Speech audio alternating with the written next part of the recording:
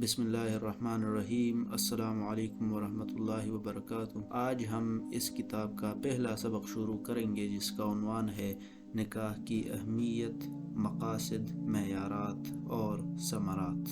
نکاح کی اہمیت۔ حضرت عبداللہ ابن مسعود رضی اللہ عنہ سے روایت ہے، رسول اللہ صلی اللہ علیہ وسلم نے فرمایا، اے نوجوانوں، تم میں سے جو نکاح کی ذمہ داریوں کو اٹھانے کی طاقت رکھتا ہے اسے نکاح کر لینا چاہیے، کیونکہ نکاح نگاہ کو نیچا رکھتی ہے اور شرمگاہ کی حفاظت کرتی ہے، اور جو نکاح کی ذمہ داریوں کو اٹھانے کی طاقت نہیں رکھتا اسے چاہیے کہ شہوت کا زور توڑنے کے لیے وقتاً فوقتاً روزے رکھے۔ نکاح کرنا انبیاء کرام علیہم السلام کی سنت ہے۔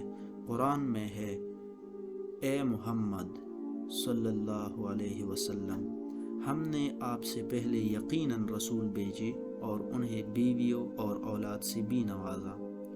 قرآن میں اللہ تعالیٰ ارشاد فرماتے ہیں، اور تم میں سے جو بغیر نکاح کے ہو اور تمہارے غلام اور لونڈیوں میں سے جو نیک ہے ان کے نکاح کر دو، اگر وہ فقیر ہوں گے تو اللہ انہیں اپنے فضل سے غنی کر دے گا، اور اللہ وسعت والا، علم والا ہے۔ اس آیت میں اپنے غلاموں اور باندیوں کے بھی نکاح کرنے کا حکم دیا گیا ہے۔ اس سے اسلام کے مزاج کا پتہ چلتا ہے کہ اسلام ایک ایسا معاشرہ چاہتا ہے جس میں کم سے کم بے نکاح لوگ ہو۔ جب غلام اور باندیوں کے نکاح کا حکم دیا جا رہا ہے تو آزاد لڑکی اور لڑکیوں اور مرد و عورت کے نکاح کا تو اور زیادہ حکم ہوگا۔ رسول اللہ صلی اللہ علیہ وسلم نے فرمایا، 3 لوگوں کی مدد اللہ نے اپنے اوپر لازم کر دی ہے۔ 1، اللہ کی راہ میں جہاد کرنے والا۔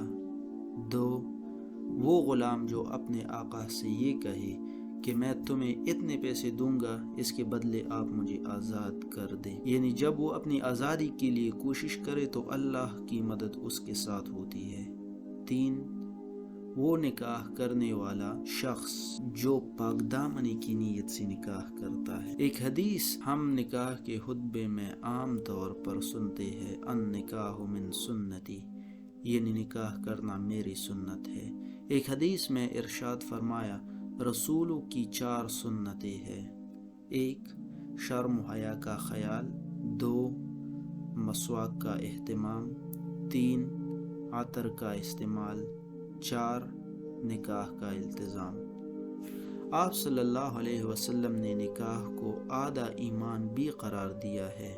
فرمایا، جو نکاح کرتا ہے تو وہ آدھا دین مکمل کر لیتا ہے اور باقی آدھے دین میں اللہ سے ڈرتا رہے۔ بغیر شادی کے زندگی گزارنا بری بات۔ بعض مذاہب میں یہ بات ملتی ہے کہ شادی کے بغیر زندگی گزارنا یا رہبانیت اختیار کرنا روحانی ترقی کا ذریعہ ہے، لیکن اسلامی تعلیمات کی روشنی میں یہ بات خلاف فطرت بھی ہے، نظام قدرت کے مخالف اور احکام اسلام کے خلاف بھی ہے۔ تاریخ میں اس بات کی مثالیں بھی موجود ہے کہ جن لوگوں نے شادی کو غلط قرار دیا اور عورتوں سے دور رہنے کا درس دیا، آخر کار وہی لوگ اپنی جنسی خواہشات سے مغلوب ہو کر طرح طرح کی جنسی خرابیوں اور اخلاقی برائیوں میں مبتلا ہوئی۔ اس لیے زیادہ پن خواہ اور ضرورت سے زیادہ بزرگ، یعنی 2 نمبر بزرگ بننے کی چندہ ضرورت نہیں۔ صحیح بخاری کی حدیث ہے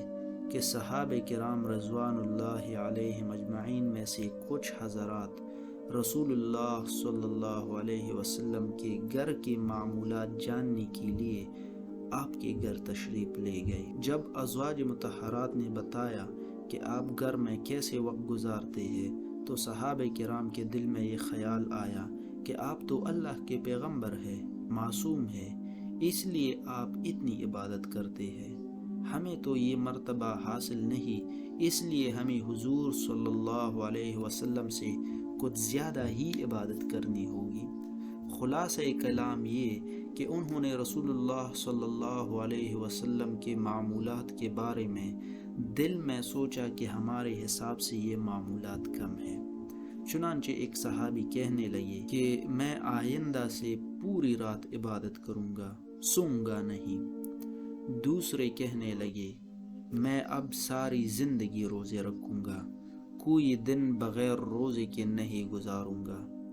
تیسرے کہنے لگے میں عورتوں سے دور رہوں گا اور کبھی شادی نہیں کروں گا۔ رسول اللہ صلی اللہ علیہ وسلم کو اس بات کا علم ہوا تو آپ نے ان حضرات کو فرمایا بخدا میں تم سب سے زیادہ اللہ سے ڈرنے والا ہوں اور تم سب سے زیادہ اس کی ناراضگی سے بچنے والا ہوں، لیکن اس کے باوجود میں کبھی نفلی روزے رکھتا ہوں اور کبھی بغیر روزوں کے رہتا ہوں، راتوں میں نماز بھی پڑھتا ہوں اور سوتا بھی ہوں اور شادی بھی کرتا ہوں، اور یہ میرا طریقہ ہے۔ جو میرے طریقے سے منہ موڑے گا اس کا مجھ سے کوئی تعلق نہیں۔